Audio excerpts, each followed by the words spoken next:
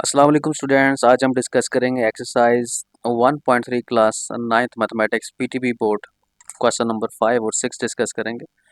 तो question number 5 की statement क्या है आपके पास, वो देख लेते हैं। ये आपके पास क्वेश्चन नंबर 5 की स्टेटमेंट है, the weather in Lahore was usually unusually warm during the summer 2024. The TV news reported temperature as high as 48 centigrade. By using the formula find the temperature of a Fahrenheit scale. Question के statement के अंदर temperature का जिक्र किया गया है और बताया गया है कि आपके पास ये जो टेम्परेचर है ये 48 सेंटीग्रेड के अंदर है। तो हमने इस टेम्परेचर को फ़ारेनहाइट के अंदर कन्वर्ट करना है, मतलब ये टेम्परेचर जो है ये फ़ारेनहाइट में क्या होगा वो हमने फाइंड आउट करना है। तो चलें डिस्कस कर लेते हैं कि ये टेम्परेचर हमारा फ़ारेनहाइट में किस तरह से होगा। तो सबसे पहले तो हमें फ़ारेनहाइट का फार्मूला लिखना पड़ेगा कि हमारे पास जो क्वेश्चन है उसकी स्टेटमेंट के अंदर फ़ारेनहाइट किस तरह से लिखा जाएगा फार्मूला। तो ये फार्मूला हमें गिवन भी है, तो हम सबसे पहले वो जो फार्मूला है गिवन उसको लिख लेते हैं। तो चलें देख लेते हैं। F equals to 9/5 C plus 32। तो सिंपल सा हम काम करेंगे। हमने क्या करना है जी, ये जो C की वैल्यू हमें गिवन थी यहाँ पर ये वाली, अब इस C की वैल्यू को इस फार्मूले के अंदर हमने C की जगह पर पुट कर देना है। तो हमने C की जगह पर जब वैल्यू लगाई है 9/5 एज इट इज़ आया और 48 आपने वैल्यू पुट कर दी C की जगह पर और प्लस 32 आ गया। कैलकुलेटर में आप सिंपल सा 9/5 कैलकुलेटर में लिखें और मल्टीप्लाई करें 48 के साथ और प्लस 32 करेंगे तो आपके पास एक सिंपल सा एक आंसर आ जाएगा और वो होगा 118.4 फ़ारेनहाइट। तो ये आपके पास इसका सोल्यूशन आ जाएगा। बहुत ही आसान क्वेश्चन था आपके पास। नेक्स्ट आपके पास क्वेश्चन है, दैट इज क्वेश्चन नंबर 6।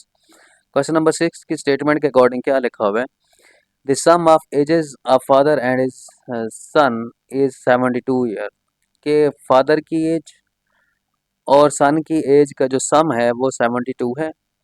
और 6 ईयर अगो, 6 साल पहले, the father age was 2 time the age of the son. कि 6 साल पहले फादर की जो एज थी वो डबल थी, 2 टाइम एज थी, 2 times age of the son थी। ठीक है। और what was the son age 6 year ago. तो 6 साल बाद उसके जो बेटे की एज होगी वो क्या होगी। तो सबसे पहले हमें तो ये भी पता नहीं है कि फादर की एज क्या है और सन की एज क्या है। हमें जस्ट ये बताया गया है कि फादर की एज और सन की एज का जो सम है वो 72 ईयर्स है। तो हम लेट कर लेते हैं। हम लेट करने के लिए हमने क्या किया कि सन करंट एज, जो सन की जो एज है वो एक्स ईयर्स है, हमें पता नहीं है वो एक्स कितनी है। देन फादर करंट एज, तो फादर की जो करंट एज होगी that is 72 minus 6 years, 72 minus x. अब एक्स 72 में से एक्स को माइनस क्यों किया, यहाँ पर क्वेश्चन तो ये बनता है कि 72 में से एक्स माइनस क्यों किया, क्योंकि स्टेटमेंट के अंदर था कि 6 ईयर अगो, 6 ईयर्स अगो। ठीक है, पहले की बात हो रही है।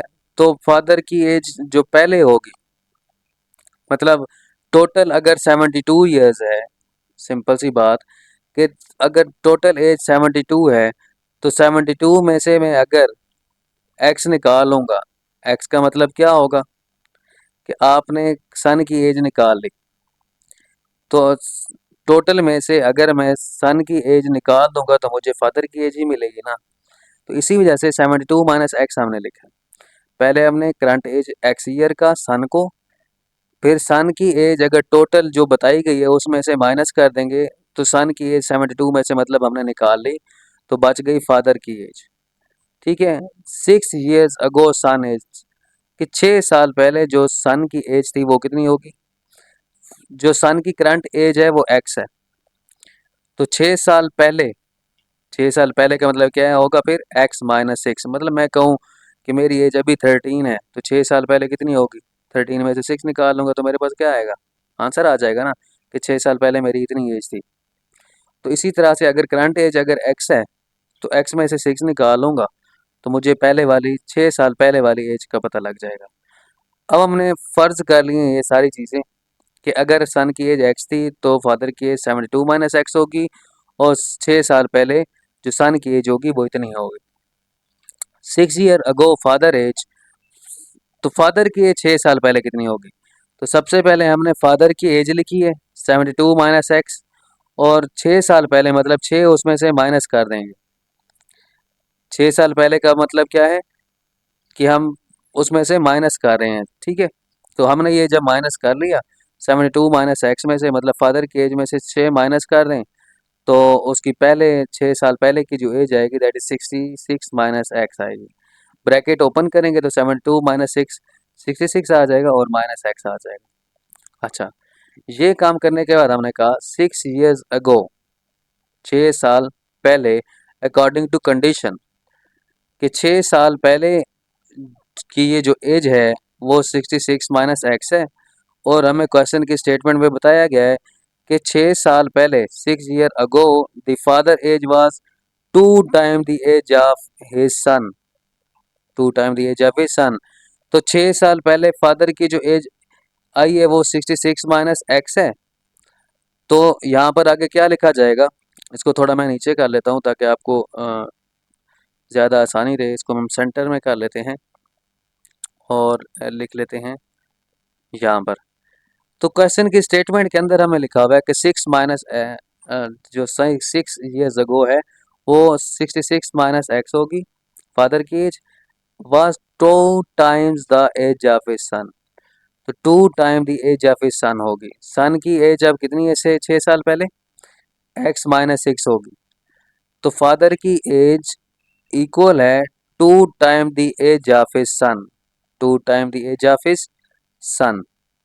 तो इसी वजह से हमने 66 माइनस एक्स को 2 टाइम ऑफ एक्स माइनस 6 लिखा, इस स्टेटमेंट को रीड करते हुए कि 6 साल पहले फादर की जो एज थी वो इतनी थी 66 माइनस एक्स, जो कि इक्वल थी 2 times the age of his son, 2 time the age of his son, और सन की जो एज थी दैट इज 6 थी, ठीक है।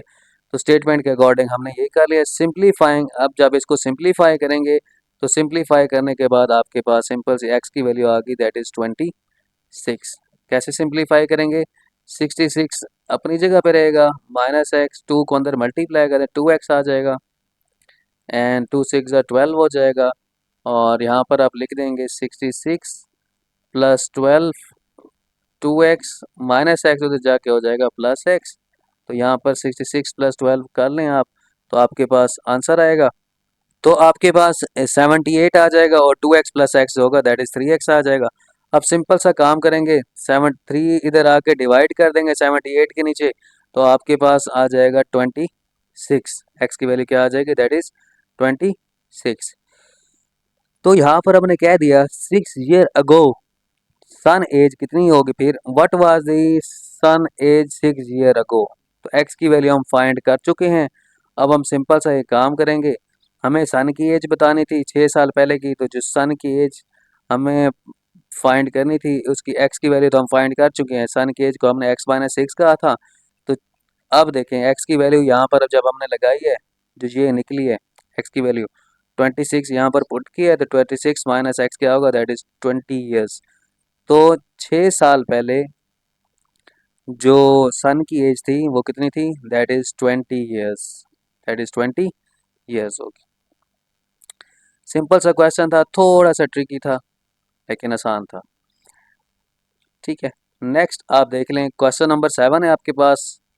मेरा bought a toy for 1500 and sold 1520, what was her profit percentage. उन्होंने कहा है कि आपके पास मीरा के जो टॉय की उन्होंने इतने के जो हैं वो लिए हैं और सोल्ड की हैं 1520 के अंदर, what was the profit percentage. Profit percentage हमने फाइंड करनी है। तो कॉस्ट प्राइस आपको पता है, कॉस्ट प्राइस का मतलब होता है कि मीरा ने जो बॉट की है वो इतना है कॉस्ट प्राइस, और सेल प्राइस मतलब जितने में सेल किया वो इतना है। प्रॉफिट फाइंड करने का फार्मूला होता है sale price minus cost price. हमने फार्मूला के अंदर वैल्यू पुट कर दी sale price minus cost price की, दैट इज 20 आ जाएगा। और प्रॉफिट परसेंटेज का फार्मूला लगा लेंगे, प्रॉफिट हम फाइंड कर चुके हैं दैट इज 20, तो profit over cost price multiply by 100% आ जाएगा, ठीक है। प्रॉफिट परसेंटेज आपके profit over cost price multiply by 100%, तो प्रॉफिट हम निकाल चुके हैं दैट इज 20, तो प्रॉफिट की वैल्यू हमने 20 लिखी है। कॉस्ट प्राइस हमें पता थी, कॉस्ट प्राइस 1500 है, यहाँ पर 1500 मल्टीप्लाई 100%, इसको सिंप्लीफाई करेंगे तो आपके पास 1.33% आ जाएगी कॉस्ट प्राइस। सिंपल सा क्वेश्चन नंबर 7 है आपके पास।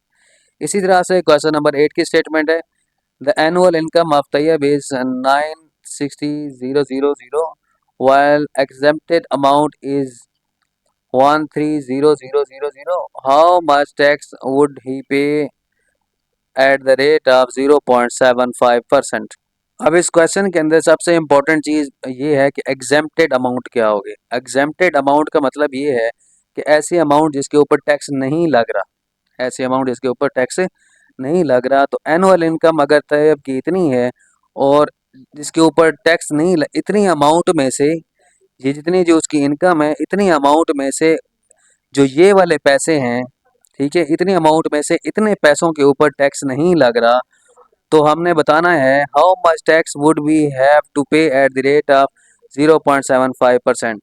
तो फिर वो टैक्स इतने रेट से कितना पे कर रहा है, 0.7% के रेट से कितना पे कर रहा है। तो हम लिखेंगे टैक्सेबल इनकम। टैक्सेबल इनकम उसका फार्मूला होता है total income minus exempted amount. ठीक है, टैक्स एबल इनकम का मतलब है कि जिसके ऊपर हमने टैक्स पे करना है, किस क्या क्या करना है, टैक्स पे करना है। तो टोटल उसकी इनकम इतनी थी, एग्जेम्प्टेड अमाउंट इतनी है जिसके ऊपर उसने टैक्स पे नहीं करना। तो टोटल अमाउंट में से हमने ये वाली अमाउंट निकाल दी है जो हमें गिवन की हुई थी, ठीक है।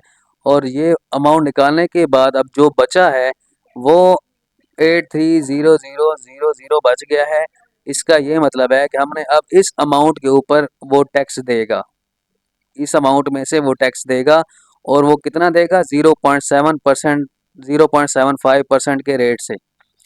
ठीक है, तो tax amount equals to taxable income multiply by tax rate, ये फार्मूला होता है। टैक्स अमाउंट का क्या फार्मूला होता है, टैक्स एबल इनकम, कि जो टैक्स जिसके अमाउंट के ऊपर देना है उसने वो कितनी है, that is 830000, and tax rate कितना बताया गया है, दैट इज 0.75%। तो जब परसेंट को रिमूव करेंगे तो हम सिंपल सा एक काम करते हैं कि 0.75% था ना, तो डिवाइडेड बाय जब 100 करेंगे तो ये आ जाएगा, दैट इज 0.0075। तो यहाँ पर ही 0.0075, तो इसको जब इसके साथ मल्टीप्लाई करेंगे तो ये आपके पास टैक्स आ गया जो उसने पे करना है 830000 वाली अमाउंट के ऊपर 0.7% के रेट से। ठीक है, तो बहुत आसान क्वेश्चन था, कोई इसमें ऐसी चीज़ नहीं है मुश्किल। नेक्स्ट हम कर लेते हैं पार्ट नंबर 9। पार्ट नंबर 9 क्या है जी, find compound markup on 375000 for 1 year at the rate of 14% compound annually. अब ज़रा आप इस क्वेश्चन को समझें कि है क्या चीज़। कहता है कि कंपाउंड मार्कअप, कंपाउंड होता है, मार्कअप का मतलब होता है आपके पास एक इंटरेस्ट होता है, इंटरेस्ट का मतलब होता है सूद। क्या होता है, सूद। जैसे आपने कोई चीज़ किस्तों पर लेनी हो तो उसके ऊपर इंटरेस्ट लगता है, वो सूद लेते हैं। जैसे मैं आपको सिंपल वर्डिंग में यूँ समझाऊँ कि आपने मोटरसाइकिल या बाइक या कार या कोई भी फ्रीज़र है, इस तरह की चीज़ है, तो आपने वो किस्तों पे ली, हालांकि वो चीज़ टोटली सपोज कर लेते हैं कि वो 50,000 रुपये की थी, लेकिन जैसे वो आपको किस्तों पे देगा तो वो 50,000 की चीज़ आपको 70-80 हज़ार में पड़ेगी। तो जो 50 के बाद जो इजाफी रकम आप दे रहे हैं, 30,000 या 40,000, वो बेसिकली कंपाउंड इंटरेस्ट है, वो सूद है कि इतना सूद आप दे रहे हैं। और ये आप उनसे जब बाइक लेने जाते हैं और वो किस्तों पे लेते हैं तो वो आपको टाइम पीरियड भी बताते हैं कि अगर आप 6 महीने में अगर किस्तें देंगे तो आपके पैसे इतने बन रहे हैं, अगर आप साल के लिए लेंगे तो आप कितने बन रहे हैं। तो 50,000 की जो किस्त, अब 50,000 की जो चीज़ थी वो 6 महीने की किस्तों में अगर आपको 70,000 की पड़ रही है, तो वो साल की किस्तों में वो ज़्यादा की पड़ेगी, 1 लाख की पड़ेगी, इस तरह से। तो हर किसी ने अपना एक रेट फिक्स किया होता है कि अगर वो 1 साल में रिटर्न करेगा, ठीक है, अगर 1 साल में वो 1 साल की किस्त वो मतलब वो पैसे जो हैं 1 साल बाद देगा उसको, तो वो उसी तरह से उसको किस्तें देनी पड़ेंगी। जैसे मैंने 6 महीने के लिए कहा तो थोड़े पैसे, और साल के लिए कहा तो ज़्यादा पैसे। तो ये बेसिकली इस चीज़ को हम इंटरेस्ट कहते हैं, कंपाउंड इंटरेस्ट कहते हैं। अब स्टेटमेंट के अकॉर्डिंग प्रिंसिपल अमाउंट, ये जो अमाउंट है कि कोई भी चीज़ थी वो 3,75,000 रुपये की थी, ठीक है, और for 1 year at the rate of 14%। अब इस अमाउंट को उसने 1 साल के अंदर वापस करना है, और कितने रेट से करना है? 14% कंपाउंडेड एनुअली। 1 साल के अंदर उसने इस अमाउंट को रिटर्न करना है, और 1 साल के लिए वो उस अमाउंट के ऊपर जो सूद ले रहा है वो 14% का है। वो सूद कितने का है? 14% का। जैसे मैंने आपको सिंपल सी एग्जांपल बताई कि 50,000 रुपये की चीज़ थी, आपने 1 साल के लिए उनसे लेनी है, तो 1 साल के अंदर वो 50,000 के बाद वो इतने 14% ज़्यादा पैसे आपसे लेगा। तो ये इस तरह की चीज़ है क्वेश्चन के अंदर। तो प्रिंसिपल अमाउंट का मतलब होता है कि जो आपकी ओरिजिनल चीज़ की जो अमाउंट है, जैसे फ्रीज़र की 50,000 अमाउंट थी, तो ये एक अमाउंट थी जो गिवन है क्वेश्चन के अंदर। रेट ऑफ इंटरेस्ट कि कितना रेट लग रहा है, वो 14% का इंटरेस्ट लग रहा है, 0.14। और टाइम पीरियड, ये अमाउंट उसको कितने साल में रिटर्न करनी है? 1 ईयर। और सूद कितना लग रहा है? 14% इस अमाउंट के ऊपर 1 साल के लिए। ठीक है, तो कंपाउंड इंटरेस्ट निकालने का फार्मूला ये होता है P T तो P की वैल्यू पुट करें, R की वैल्यू पुट करें, T की वैल्यू पुट करें, तो ये 52,500 कंपाउंड इंटरेस्ट आया। अब ये वो वह रकम है जो आपको इजाफी देनी पड़ी इस अमाउंट से, क्योंकि ये आपने साल के लिए ली थी, तो आपको 14% जो आपने ज़्यादा अमाउंट दी है उसको 1 साल के बाद रिटर्न की है, तो ये इतनी अमाउंट आपके पास बनी है, दैट इज़ 52,500 रुपीज़ आपने एक्स्ट्रा उसको पे किया है, जिसको हम सूद कहते हैं। सेकंड मेथड आपके पास ये है, ये आप ये आसान लगे या वो आसान लगे, आपने कर लेना है। मतलब यही है दोनों क्वेश्चन का, एक क्वेश्चन का यही मतलब है। ठीक है जी। नेक्स्ट इंशाल्लाह हम इसकी रिव्यू एक्सरसाइज करेंगे और नया चैप्टर स्टार्ट करेंगे। अगर आप कोई चीज़ समझना चाहते हैं, पूछना चाहते हैं, कमेंट करके पूछ सकते हैं। और अगर आपने किसी के साथ शेयर नहीं की वीडियो, तो चैनल को लाइक भी करें और शेयर भी करें ताकि दूसरों को भी हेल्प हो सके। Thank you for watching. अल्लाह हाफिज़।